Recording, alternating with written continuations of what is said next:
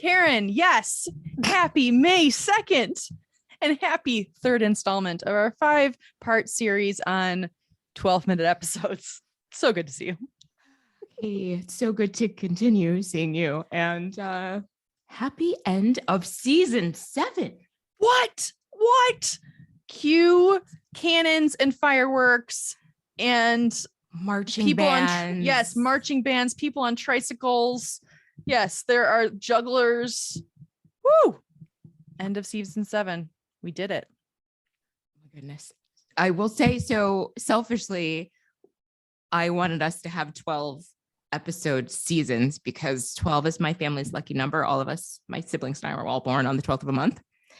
My mother was born on the 24th. I know, I love it. So wow. Oh, I love that. Thank you for agreeing to this 12 episode thing. So season 7 makes it sound like we've been doing this our whole lives.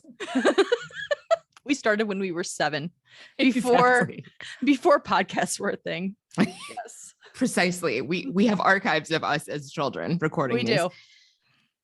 Yeah. Happy end of season 7. Holy shit. And I actually think 12 episode seasons are brilliant. And I don't think I realized that your mom was born on the 24th and that your brother and sister were both born on the 12th. That's crazy. Oh my God. That's so awesome. Yes. Such a good number. January, July, and September. And then my mother's November 24th. It's crazy. That's incredible. Oh my gosh.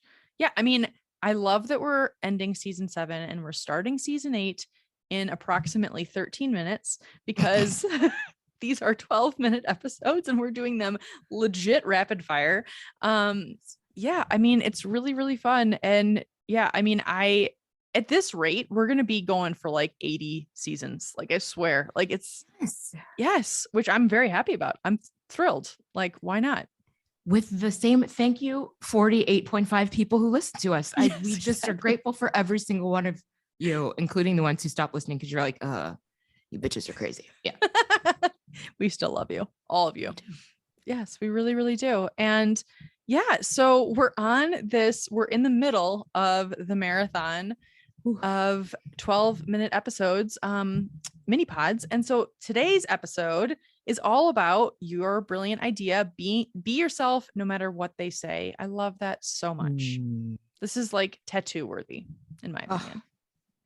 So I did not make this up. If you are a Sting fan, if you are a nerdy Sting fan like me, then you will recognize this from the song Englishman in New York. I was a huge Sting fan in junior high and high school and listened to this album on repeat. And he has the song Englishman in New York about being obviously English in New York and the oddity of it and feeling like a weirdo. And there's this line, be yourself no matter what they say. And it has stuck with me all this time. And I think about it all the time because I have always been a misfit. I have always been somebody who was not like everybody else and realized I was making a choice in some ways to just be myself. Like, I don't fit in. You think I'm weird. I don't talk the right way. I don't dress the right way. All this shit. Fuck you, man. You don't get to tell me who to be. Yes. Fuck yeah.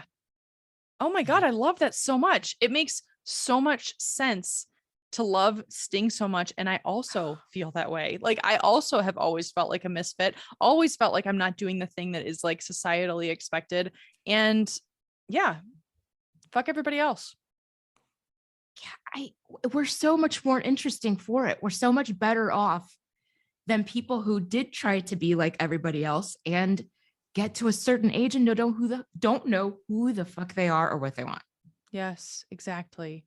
And like, being yourself can mean so many things. It can mean, dressing the way that you want to dress, like you say, talking the way you want to dress, being interested in different things that might not be like societally prescripted. Like, screw everybody. Like, I have been, first time I'm saying this out loud, thinking about getting a forearm tattoo on my left arm for a while. And I think I'm just going to fucking do it because I would love to do that. Like, I already have a forearm tattoo, but it's very small, but like, I would love to have like a bigger one, like something big. Like, you really can't see my tattoos. Like, they're very, like, you kind of have to be looking for them. And they're very easy to cover up.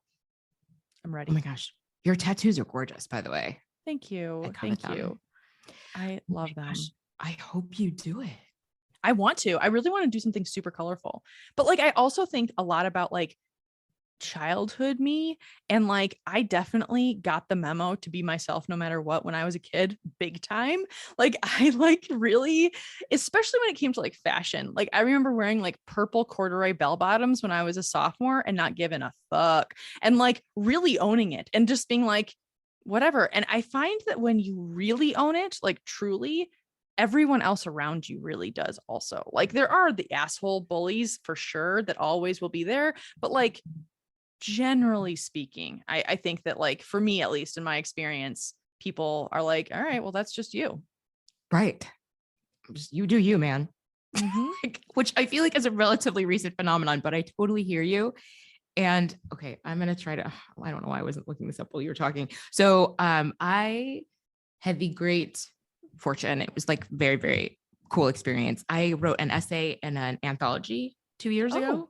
Oh my gosh. And I can't think, oh God, I can't think of the name of the book or anything, but it is about being a misfit. My essay is about being a misfit. That like I grew up on the South Side with my two siblings, and we were always weird. And my sister recently, so this, I feel like the book came out maybe like fall of 2020. And my sister recently came across it and realized that I had written about her. And so if you see my sister's Twitter handle now, I think it's Valerie Hawkins, Unrelenting Nerd, because that's how I refer to us.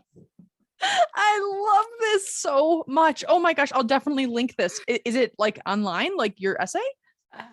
It's in the, I don't know, actually. I guess you could buy the book online. I will look this up. You would think Okay. I'd know what the name, I can't even, something at the meeting at the table. Ooh, I'm gonna look it up right now. But yes, like I from a very young age, it was very clear to me that like none of us fit in. We as a family did not fit in, and that this was just our destiny. And like, it was just going to be okay. Just fuck That's it. so beautiful. Just fuck it. It's going to be okay. I think that that is one of the, I'm more than happy to stall for the next 5 minutes because I have like a small story, but like while you look that up, but like I really think that's the reason why I wanted to move to San Francisco, because like when I moved to San Francisco or when I visited San Francisco, I realized that there are so many people that don't fit into the prescribed way of being in, well, where I grew up, southeastern Michigan. And so like, which is very like cookie cutter.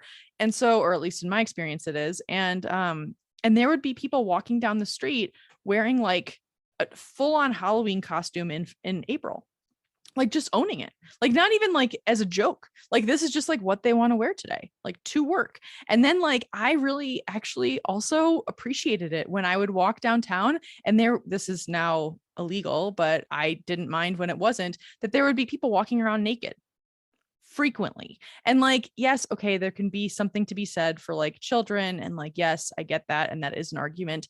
And at the same time, as a 23-year-old person who has only grown up in a very small town in Michigan, I was like, this is so liberating. Like, and people would, I mean, still to this day, protest on the street corners for any reason that they wanted to, like anything. And I just found it so incredibly liberating to see people owning themselves in that way. Like that's, I mean, that's part of the reason why I love San Francisco.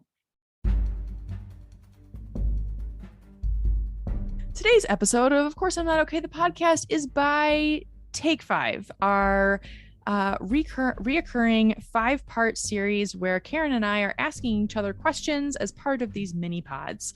Today's question is, what is the first time that you remember falling in love? Oh my. Okay, so my first time falling in love was when I was in first grade on the twirly slide, and I fell in love with a boy named Stephen Ray, and I really fell hard. I mean, he was the coolest cat in my first grade class, and he did not want anything to do with me, but I think I just followed him around like a puppy. And what's funny is I looked him up on Facebook, like probably, I don't know, 15 years ago or whenever Facebook started. And I mean, I genuinely did not. I mean, I think I loved him as a 6-year-old, but yeah, I mean, no shade, but like it didn't really translate as a adult. Yeah. Stephen, if you're listening, thank you for the memories. That's all we can say about that. I think he let me go on the twirly slide before him, which made me fall in love with him, which means that my bar is fucking low. Yeah. some things to work through in therapy. But anyway, please, your first time falling in love, Karen. You know what I'm going to go with? This is copping out a tiny bit, but I'm going to go with Princess Leia. Ooh. Because I mean, I wanted to be her, but I also, I loved Carrie Fisher as Princess Leia so very much. And I would say close second is Margot Kidder as Lois Lane. Yes. Like these badass women. Oh my God, loved them. And so, yeah, I'm going to go. And I would also add, oh my God, Diana Ross and The Wiz. Yes. Like just these like iconic, strong character women. Yeah, that's what I'm going to go with. Amazing. Thank you, First Time Falling in Love, for sponsoring this episode of the podcast.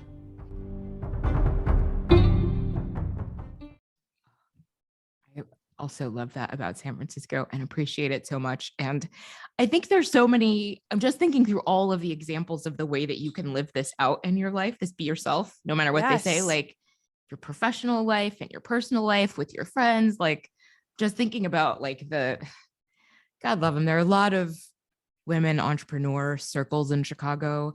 And as much as they brag on themselves as being iconoclasts and we're breaking the glass ceiling and we're doing it for ourselves, girls and all this shit, like really, they want you to fall in line. Like it is the same rules as exist in the rest of the world, but now it's just women enforcing them, right? Fuck. You have to look a certain way. The most successful entrepreneurs are the prettiest ones, like all this shit. And gross. Like, and I feel like, right. And right. And one of the reasons I bonded with the church ladies is that we're all business owners and we're all fucking weirdos and none of us fit in with any of those people. Yes. And don't really want to, and have figured out ways to be successful without really having to network. That's not necessarily true. Like, I feel like the other girls are better about networking than I am, but I value like people who are willing to look at the structure and be like, yeah, no, actually, no, just a giant. Right. I love that so much. And I love that, like, you're so right. Like that it's like, it can show up in so many different ways in your life, and to find other people who identify as misfits, and to find other people who, even if they don't identify as misfits, they don't make you feel like you're wrong. Like that's the biggest thing. Like there's just so much beauty in just accepting someone as they actually are, and not asking like, well, wait, why are you doing it that way? Like, why would you want to do that? Like, that's weird. Or like even the smallest fucking comment. I have feelings of being triggered right now because I have clearly been on the receiving end of that many times. And it's like, I don't need to explain myself to you. Like, I'm not hurting anybody in the way that I'm living. Like, And why do you care? That is absolutely one of my pet peeves. Why do you care that I am doing it this way? Great question. Well, you give a shit. I'm not fucking with you, but you're fucking with me now. Like, why? Mm-hmm. I feel like they're just, whenever I run across someone who is like that, I just think your mother's a fucking bitch. I'm not talking shit about your mama. Also, if you are going through life with this, like, why are you doing that? Why are you wearing that? Why are you, like, you had somebody in your life growing up who was constantly questioning everything about you. Exactly. Because the truth is that we're all actually misfits. Like we all have independent thoughts and feelings and ways of being that are actually independent. It's like conditioned into us in the way that we're supposed to be. And yeah, let's blame like the environments in which we were super, super young in, because if that's what it is, that like you're walking around the world saying like, what's wrong with this person? What's wrong with that person? That person's so weird. It's like, I have some words for your, maybe under 7-year-old guardians. Yeah. So yeah. I found the book, by the way. It's called. You found the book? Yes. Okay. It is called Meeting at the Table, African-American Women Write on Race, Culture, and Community. Oh my gosh, I love that. Oh, I'm totally going to look this up. I'm going to link it in the description of the podcast. I love that you wrote one of the essays in there, Karen. Congratulations. Oh my gosh, how lucky are they? That's incredible. Oh, thank you. It was really fun. It was a really fun process. And there's some there's some famous people in this anthology too, which is kind of strange, but Not surprising at all. It's just awesome, right? It's an awesome Yes. experience. But it was also really fun to kind of work through in writing this sense of being weird and how hard that is when you're a kid. And especially in high school. Like I got bullied in high school because I didn't talk the right way and I didn't hang out with the right people, like by other Black girls, frankly. Like there's this group of Black girls who just like, I mean, they would like push me around and shit. Oh no. Not just make fun of me, but like pull my hair, physically. like, yes, like in high school. And it was just What like, the fuck? you're not going to intimidate me into being somebody else. And also, why do you care? I'm not even friends with you. I don't even like you. You don't like me. Let's just avoid each other. But they just felt like there's this need to just enforce this set of rules about how we had to be. It's very strange. Oh God, that makes me sick to my stomach. Yeah. I'm really sorry that happened. And I also like, I don't want to validate anything for them. And there's no way that I ever would. And I also wonder if they were totally intimidated by your badassery, honestly, like for real. No. What I really enjoy is when they try to friend me on Facebook. Oh, yeah, that's a hard pass. Yep. No. Wow. You tortured me for 4 years, 30 years ago. And now you think we're going to be Facebook friends. Interesting. No. Oh, I like to think that they were idolizing you. That's what helps make me not want to kill them. Like, but really though, that's not okay. Like bullying is, I mean, as if you were going to forget. Yeah.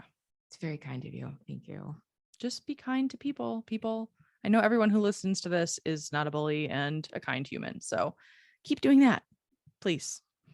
And keep being yourself. And yeah, I think we're up to 14 minutes on this one. So that's good. Don't worry. We're all good. See you next week, friends.